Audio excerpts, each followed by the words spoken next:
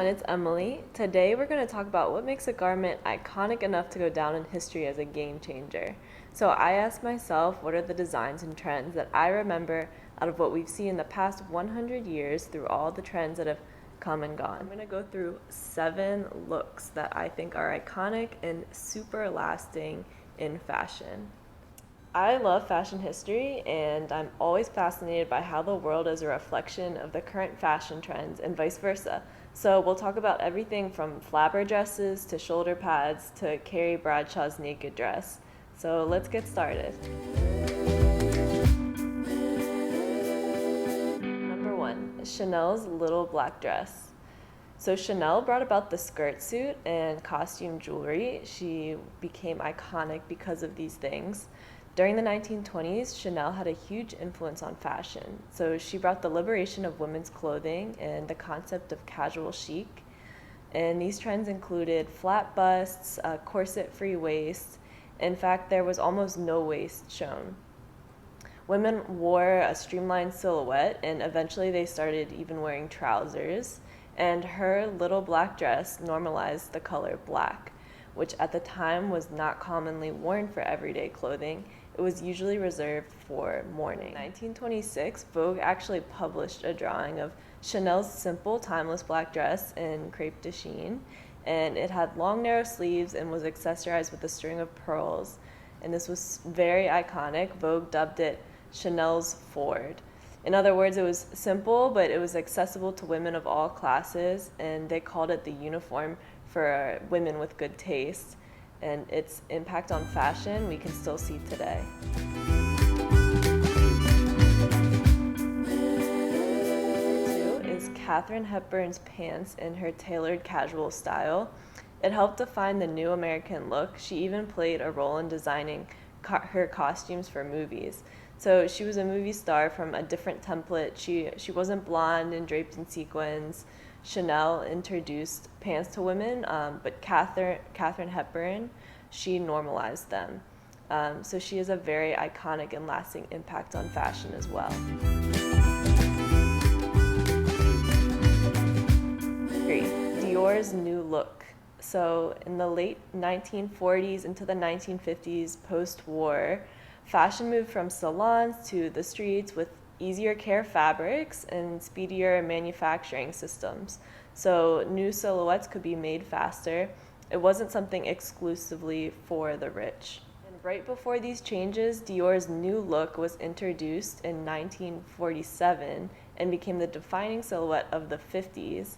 And the silhouette is a nipped waist with an hourglass shape, which brought a new era of like the womanly curves, which was very different from the straight dresses of the 1920s. And I think it's important to note here how fashion repeats itself. So the nipped-in waist and full skirt during that time period had a revival of after the straight silhouette of the 1920s flappers. So the fashion cycle of trends coming and going is very common, and you'll even sometimes see a trend go to an extreme and then go to the complete opposite. It's something that is very common in fashion, and it even happens in very precise moments about every 15 years or so. After kitsched waists and full skirts, a period of rebellion came.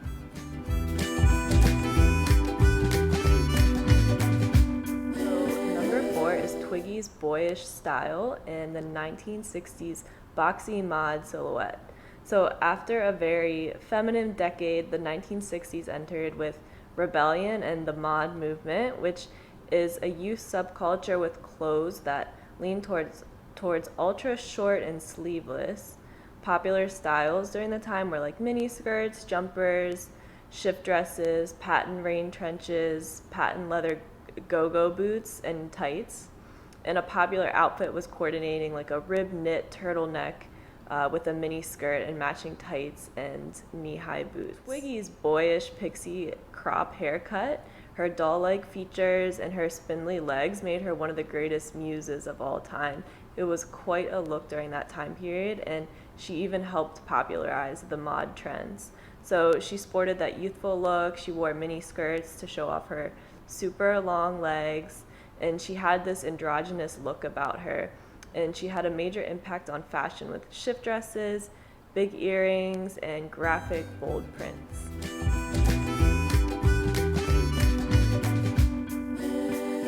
Number 5 is Diane von Furstenberg's wrap dress. So the 1970s brought this hippie chic, power dressing, glam rock, and even punk looks. There was shearling jackets, bell bottoms, and bell sleeves. And DVF made one of the most iconic and timeless styles during this period with her jersey wrap dress, and it really just hugged a woman's body with ease. Any woman could wear her silk jersey relaxed dresses. They were and are timelessly flattering, with the low neck, the geometric prints, and the really sexy design. Number 6 is Princess Diana's suits. So in the 1980s, this was a period of mostly experimental style.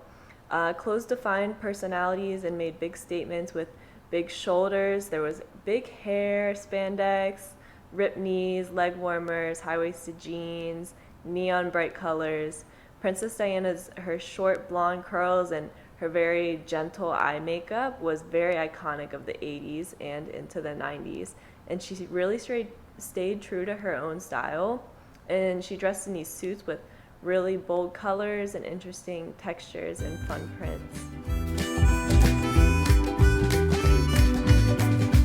Number 7 is Sarah Jessica Parker and her eclectic Sex and the City wardrobe.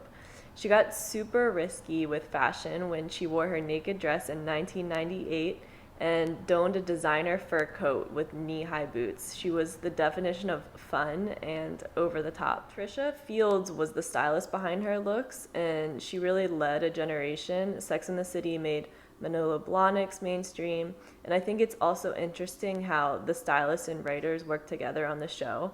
And I read somewhere that Carrie's looks were often used as sartorial self-narration.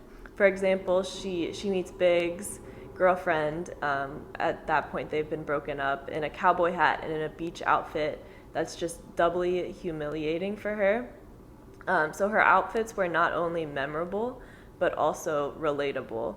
And Carrie helped push things like spaghetti straps, slip dresses, and designer shoes into popularity. So that's it. That's the 7 iconic looks that I wanted to show you guys today. Comment below if you'd like me to do more videos on fashion history, or if you'd like me to talk about a particular period or a decade of fashion history. You can subscribe to my channel and click the bell to get notified when I upload new videos every Friday. Thanks for watching, guys, and have a great day. Bye.